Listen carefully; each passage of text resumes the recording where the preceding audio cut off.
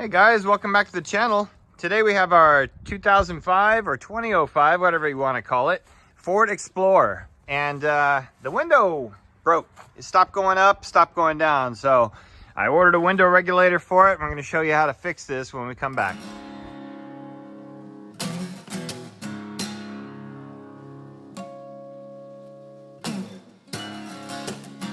All right, first thing to get access, look at this, just pull this up real easy like, okay? I'm gonna pull that up and there's a little connector here. You're gonna take that connector off.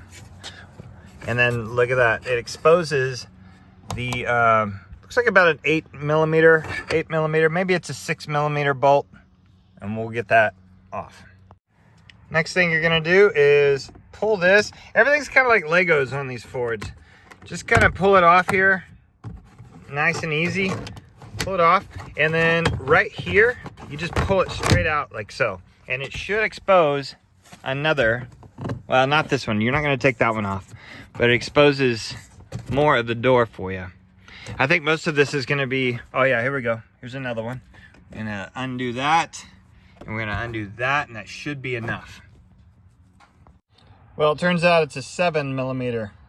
Okay, 7 millimeters is the tool that fits this. Okay, once these two are removed, this one down here and this little one, you just lift up. Watch, lift up, and it lifts right up and off. Way easy. So later on, when we put it back together, those little things go, they go in the hole and then they go down. So way easy. Okay, so next, what are we after? We're gonna get this vapor barrier off. Shouldn't be that hard. There's a couple of little areas where there's some sticky substance. Okay, get that off of there. We might have to take this speaker out too, we'll see. But let's see what kind of access we're gonna need. All right, looks like this is part of our mount points. Okay. Get the vapor barrier off as much as possible. Yeah, let's go ahead and take the speaker out. Looks like that's going to be a hindrance to what we need to do. So those are even smaller. So I think those are 5 millimeters on those. I'll let you know. I was wrong again. There's 6 millimeters.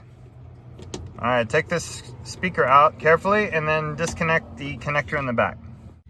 Okay, get the vapor barrier set aside, but the way I got that off is I had to pull this out of its little clip area. So pull that out carefully and it should come off the vapor barrier really easily. Okay, so here's our motor for our window regulator, and it plugs into the window regulator. So we're gonna have to find a way to get that out of there without taking everything else apart. So let's evaluate. And here's our trouble. See that? It's broken. It came off of there. So let's see if that piece is even included in our window regulator box. Okay, window regulator.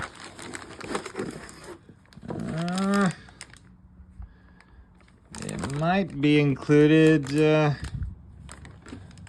This might be it right here. All right, we're gonna have to have a look. Okay, it appears to be the right one. We'll see 100% when we get it out, but these funny looking bolts are the ones we need to get out. Okay, we're gonna get 1, 2, 3, 4. I think that's it. No, 1, 2, 3, 4, 5. There's 5 bolts we're gonna take loose. This one, yeah, this mounts the rail. These two mount the rail. And these 3 mount the motor assembly area. So let's get these out first. We're also gonna have to do some maneuvering because we have to take the window down at the same point we're taking some of this other stuff out. So, and it's kind of a tight clearance. We're gonna have to get everything in and out through this area right here, and maybe out through the speaker hole. So yeah, you are gonna take the speaker out to gain access to everything else. Okay, kind of a weird size for these. It's an 11 millimeter Ford likes to do this with their sizes. It's never normal like 13, 12, 10. It's always 7, 11. So anyway, take those 5 bolts loose. Okay, I took all 5 loose, and what happened was everything's loose in here. But now we have to get everything out, but we have to take this glass down. We have to let it go down a little bit. It shouldn't slam down, but we have to be very careful either way. So the way I'm going to do this is I'm going to remove the tape I used. Anyway, check this out. This is a way to get your window regulator or your window to stay up. If you ever have issues with your window regulator, just find about 3 pieces of tape and do that. That'll keep it up, keep it weather tight. But let me show you how we're gonna fight with this thing. Okay, keep the window loose. Keep a hold of it so it doesn't slam down. But we're gonna move the window down just a little bit and get a hold of it. And it should be able to release some stuff here. Okay, so I went ahead and taped the window back up. Some of these window regulator jobs are really difficult, but what you need to do is disconnect the wire harness here for the motor, because we're going to pull the whole thing out.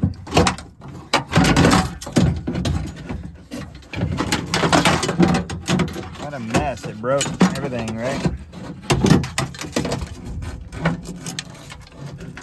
Okay, there it is. And I'm going to get all your white pieces that are broken off. Here they are. Big old broken areas. The new window regulator looks slightly different. Hopefully it'll be the correct one. All right, next thing we're gonna do is remove the 3 Torx bits. It's a T30. So if you don't have a T30, then you need to grab one of those. Oh, they're loose. Interesting. All right, grab the T30s. Take them out. Note the orientation. Note the orientation. Okay.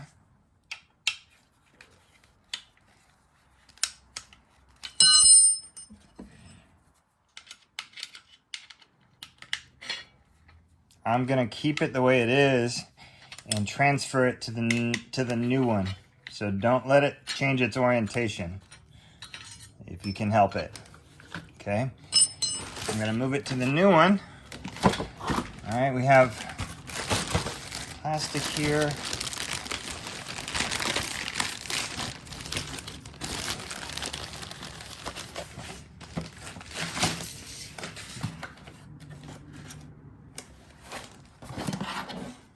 Oh, I see what they've done. Now I have to take this part out of the truck. I think it's riveted. Uh-oh, now things are gonna get interesting. Anyway, go ahead and take them off of here. Don't clip your cables. I've seen that stuff happen before. All right, now orientation. Okay, so it should be oriented like this. What we're gonna do is transfer exactly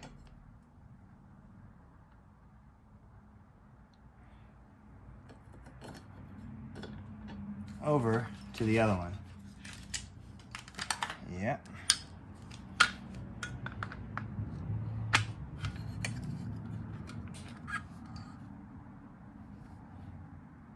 Okay, it's slightly different. This is slightly different. I don't know if they gave me the right one.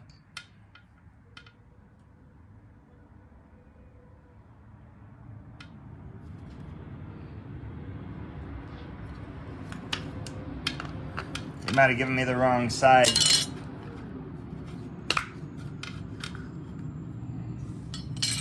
We shall see. All right, line up everything. Again, we're not gonna tighten everything up yet, but I think they gave me the wrong side at the auto parts store, because it's like backwards. It's all lining up. It might work, but I don't know. Try not to cross thread this in there, because these are kind of an aggressive thread pattern. I think it's gonna work, but now we have to find out how to de-rivet this, de-rivet that piece, and install this one, okay, right here. So it's a little bit trickier than I wanted it to be, but we're gonna try to do it. So Ford has given you access so we can drill it. We're gonna drill that out. It's we're gonna drill the rivet out, and then we're gonna add a screw with a bolt on the other side of it. Not ideal, but that's how we're gonna have to do it. So I have removed the rivet right here, and I found a screw and locking nut that will suffice. I mean, there'll be a little bit of play in it, but not that bad. Anyway, so I don't know why Ford rivets parts that fail, but this is, and hopefully this is what you're supposed to do, but I think this is what we're supposed to do. So I'm gonna put it back in. I'm gonna screw it together. I'm gonna attempt to get a wrench in there and tighten it down and get everything working again. Okay, it's gonna be kind of hard to see, but we will finagle this into its spot. Here we go.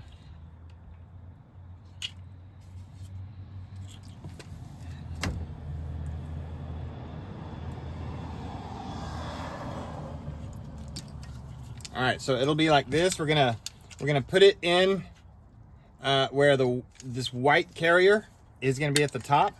And again, hopefully this works. It appears that everything is the correct bolt pattern as far as lining up the bolts to fit. Be very careful as you're inserting this that you don't bind anything up. It's gonna take some doing, it looks like. I might even need to go in the other side. Straight in. Ah, that's how you do it. Go straight in. Okay, nice and easy. Let's see if we bolt up here.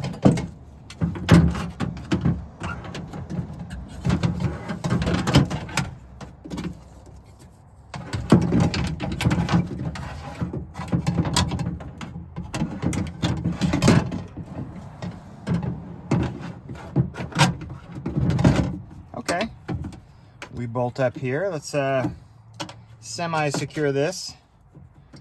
Hope you're seeing this. Just kind of run a few of the bolts in. Also, remember, we have not tightened these down yet, but there are access holes for that. Okay, we have it in there. Now, let's see if we can get the other ones mounted up. Getting the rubber, I'm getting the rubber protectors off.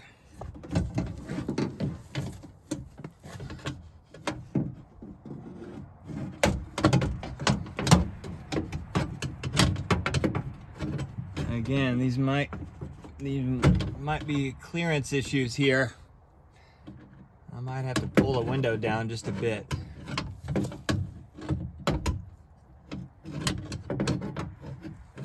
Yeah. So anyway, what you're gonna do is you're gonna finagle. I like to say finagle, but you're gonna use your tape, and you're gonna use making the window go up and down however you want in order for you to line up these holes. So right now I have to get this bolt in here. All right, once I do that, I could connect the window with my new bolt and lock nut. I can do that next. But the hardest part is done, de-riveting. So I'm gonna adjust it. It's gonna be hard to see it on camera, but I'm gonna lower the window a bit to where I can get clearance to put this bolt in here. Then I'm gonna raise the window again in order to get it to clip onto the window. Okay, I managed to do it. So what I had to do is make the window go completely to the top as far as I could. Then I was able to line this up. Then I was able to line this up. Then I was able to line the carrier here with the new bolt. It's hard to see. I can show you the other way, possibly. But anyway, I stabbed the new bolt. Oh man, I'm sorry about the quality, y'all. But it's right here where my finger is.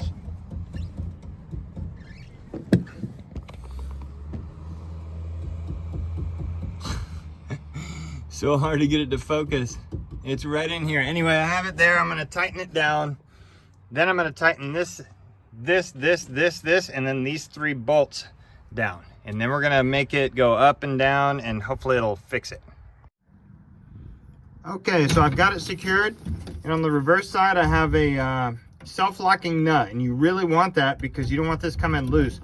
But I don't have it completely tight, because it does need a little bit of room to move, just a little bit. So, because it came off riveted, and the rivet was not 100% tight. It was tight, but it was a little bit loose than tight, if you know what I mean. But anyway, what we're gonna do now is finish tightening all 1, 2, 3, 4, 5, all these bolts, and then we're gonna finish these 3. Do not over tighten these 3. Then we're gonna put everything back, the wire harness and everything else. We're gonna put it all back. Here it is, and call it good. Okay, another little thing I did is there's an old spot that the bolt used to be in on each of these. You can kind of see a hair faint. See how the faint outline of where the bolt used to be? I will align those exactly perfect if I can to the original orientation. That way there's no issues later on. Here, let me move this. That way there's no alignment issues later on, because it was working great since 2005. So it just got old and the plastic cracked up. But anyway, I've tightened all of the mounting bolts. Now what I have to do is tighten these last 3 motor mounting screws. All right, we're gonna test this. So what I want to do is connect this, right, and see if it goes down and up.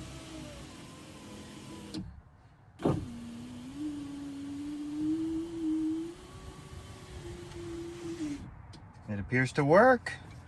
All right, I don't know if it's backwards now. I think it's backwards now. It's backwards. I figured there was something up with that motor being upside down. Anyway, it's having issues because the car is not started. But anyway, it seems to work good. Okay, so I'm gonna fix the polarity on these wires by swapping this one with this one into the motor. It's a little unconventional, but that's what I'm gonna do. So inside here, I don't know if you guys can see this. Inside here, there's 2 little plastic things. They look like there's a black space in between the 2 plastic things. Anyway, I'm gonna move them to the center. Let me see if I can show you better. I'm gonna move them to the center. I'm gonna move this one to the center and pull, and I'm gonna move this one to the center and pull. So what that's gonna do is it's gonna take these out. All I'm gonna do now is flip it and put them right back in. And that should fix my issue. And it clicks right in, you see? So let's see if that fixes my issue. Okay, so now when I plug it in and I push down, it goes up and down just like it should be. So that's how you fix the polarity issue if they give you the wrong part. Hopefully this will be fine. Like, you know, I know the polarity is not going to mess with anything, but I'm wondering if the clearance is in here. If they gave me the wrong one for some reason, I don't know. It appears to work good, but the motor is completely 180 degrees So I think they did give me the wrong side, but it appears to work fine one way or the other. You just got to reverse the polarity of this, but do that at your own risk. Okay, go ahead and put your vapor barrier back on, and don't forget to put this back in its little area it goes. And look, this is how all the wires should look. And then we're going to put our speaker in there to hold this part down. Next thing, kind of easy. Just put this where it goes, push in, and then push down. But make sure you have this in the right spot to make sure it's everything's connected, and then push down. And it should lock into place and line up your screw holes, which is what it did. All right, let's go ahead and put the other two pieces back on.